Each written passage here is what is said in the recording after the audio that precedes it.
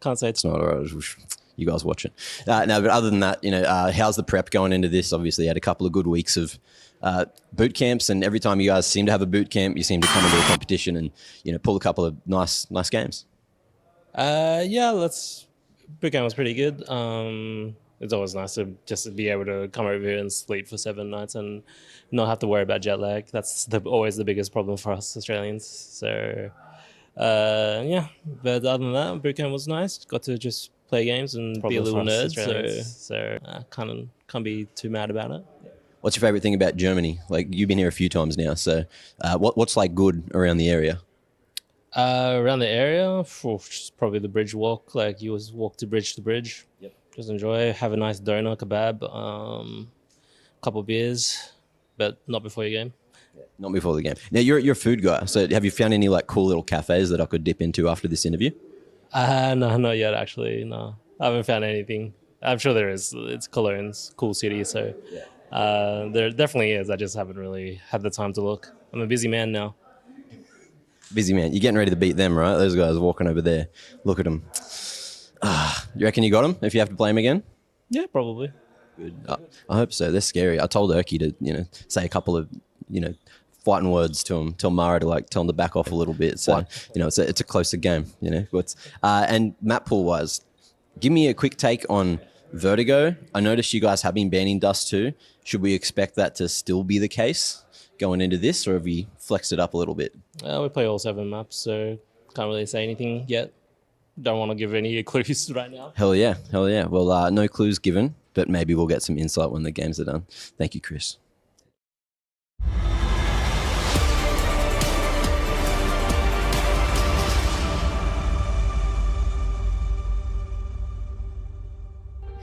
Well, just as quickly as they arrived to the Intel Extreme Masters Cologne 2024, one of these 2 teams will be taking the long trek home. That is because one of them will be going back to Mongolia, or the other Australia, as the Mongols take on FlyQuest. Pimp, I know this is a dream start to your day, breaking somebody's heart.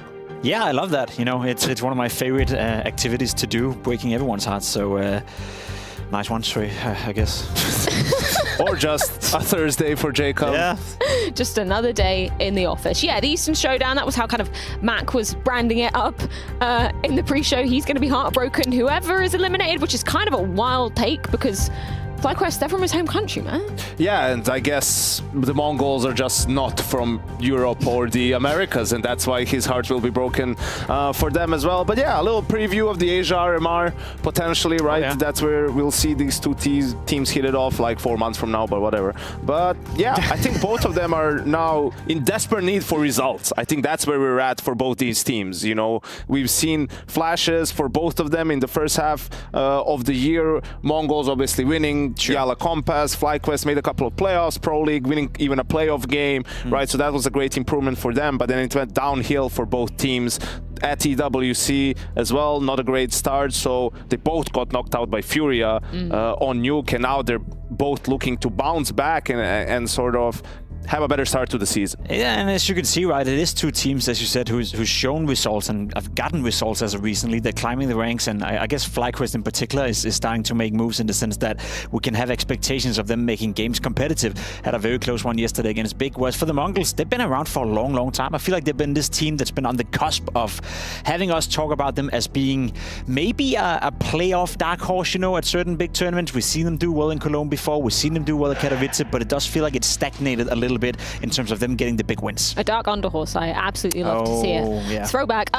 Championship form Mongols. I feel like it's fair to say that they're here to just spoil somebody else's chances of, advancing to the next stage rather than actually really make a dent in terms of titles. And I feel for me that's been the issue for the Mongols. I feel like we've been trying to hype them up. We've been trying to look at the team, look at the positive sides. They have a young couple of players out there as well who can still develop. But I don't know about you, Yanko, but it does feel like the storyline for the Mongols have been the same the past 3 years. They have the ability to make an upset, but they don't really have the ability to consistently do it throughout an entire tournament. Well, it seemed like this might be the year for them to start doing that. I think they were a little bit unfortunate with the bracket as well. I mean, they are not going up against any Brazilian teams, which has been the case in the past in Katowice and Cologne, and they've just been putting them in their pocket, so to speak, and getting some wins there. So yeah, it will have to be against a different region this time for the Mongols if they're going to make it into stage 2. I think what was so wild about like the Mongols back at EWC, right? You mentioned that game versus Furia. That was a best of 1. They had a choice of either letting Furia play Nuke for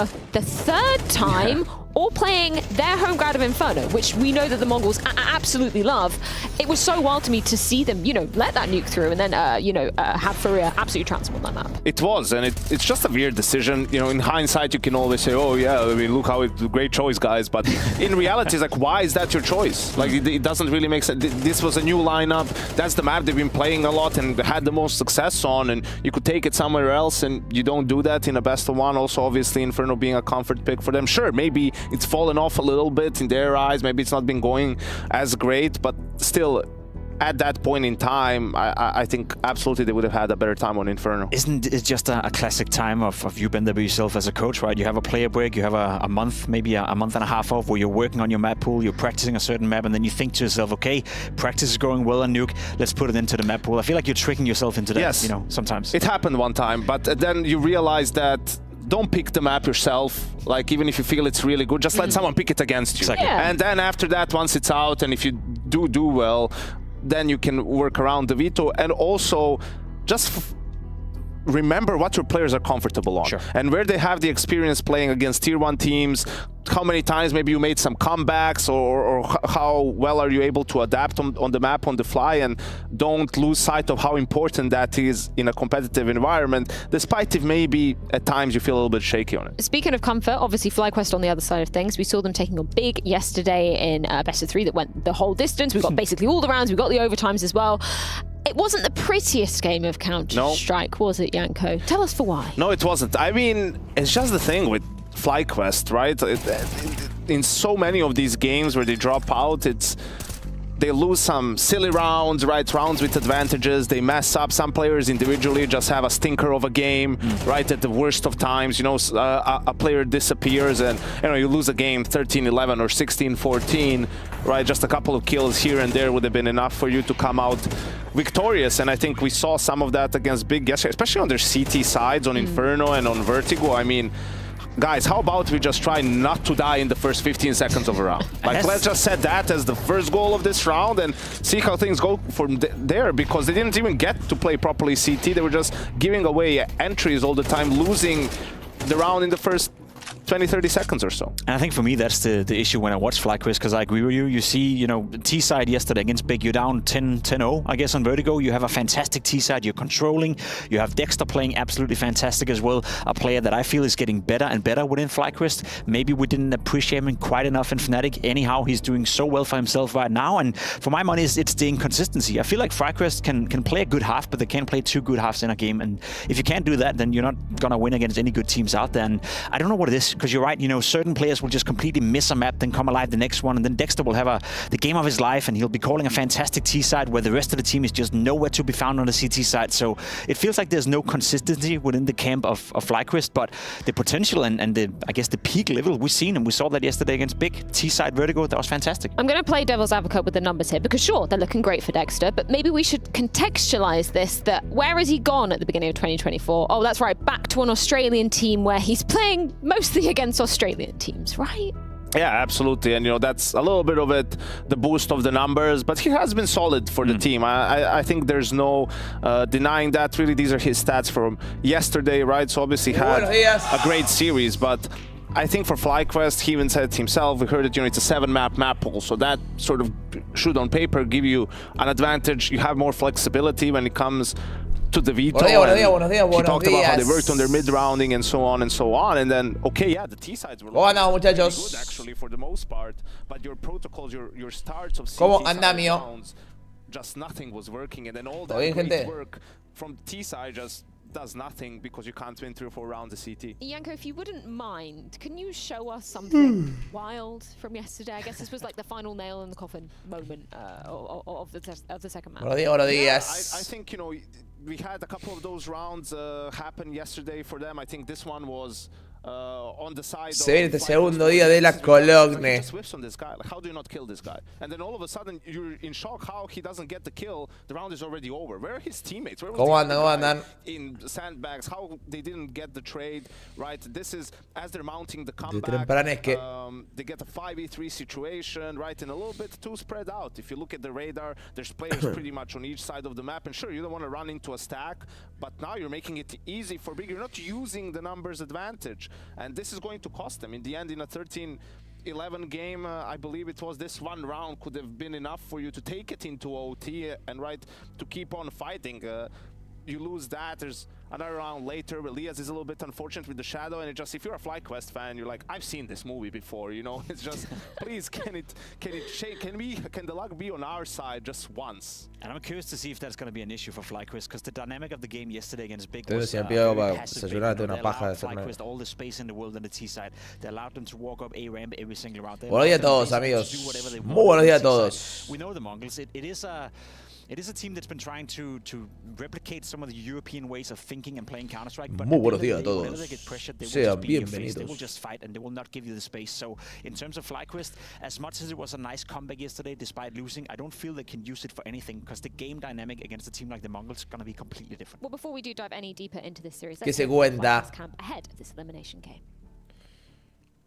A estas horas de la FlyQuest, they are matina. up against it elimination series versus the Mongols right now, and I've got their coach Erkas here.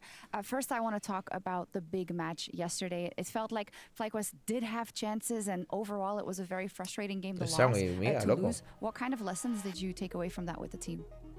Yesterday against Big Team, it was very bad city side, to be honest, and because we were like missing few like important basic stuff, we like talked, and like watching back the game, it was just like mainly city side was a problem. And yeah, like I said before, it's just like missing some basic things like flashing to pick or like getting information with teammates and stuff like that. It was just like lack of communication in the team, and then yeah, that's pretty. When it comes to fixing the mistakes, I did read an interview. Se viene el segundo día, amigos, de este game Cologne. With an iron fist in game. Arrancamos con FlyQuest Mongols. Knowing No. that there's a lot of mistakes to fix, do you have the faith in him? O and Big the way he's Sao, ¿qué quieren progressing ver? as an IGL to make sure that those mistakes won't be made today? We talked about yesterday again, and then we like kind of talked about what was the main mistake, because we don't want to like talk about it for a very long time, you know. It needs Sí, to quieren be ver, very amigos. short and clear. And we talked about like for today's upcoming game, what our maps gonna be and how we should be what we should be doing as in city side, what we should be doing in this side, and I think we're today much better in a much readier. Is that the word? Sure, it is now. When it comes to the Mongols, of course, you're quite familiar with them as a team, and unfortunately, Está for feliz our trabajo team to y be la verdad also tenía una for pérdida de FlyQuest, paquete, they pero creo que ahí se seem to arregló. be struggling just a little bit as well. Is there a key to victory you see to be able to take them down today? I think Mongols has a very own style, like they have their own style, and in general, I think they've been Se ven playing ahí. very like fast in during these games, like during this Cologne. So I think key for us is just be more patient and then work on their mistake and then just punish their like whatever like they doing something fast. Yeah, they're really dangerous when they're playing their fast game, and then when they got the momentum, it's dangerous. We just need to. Tengo 17% de pérdida de paquetes. Wonderful. Thank you so much. Good luck. Yeah, dangerous series indeed. We've only got a couple seconds, so we're going to be diving into the game. Predictions, gentlemen, who should be winning? Eh, The Mongols should. We've seen more from them lately, but as I said, both teams are struggling at the moment. No sé, So I bro. think it might be one of those messy games again. I think the pace of the Mongols will no sé cómo. Sí, anda mal, anda mal. So I'm going with Voy a reiniciar internet, amigos. We've got Inferno as that coveted decider if we do so need it. And we've got Harry and Hugo ready. Ya, amigos, reinicio internet, vengo porque anda como el orto. A ver si se arregla con eso. Regional matchups. Boy,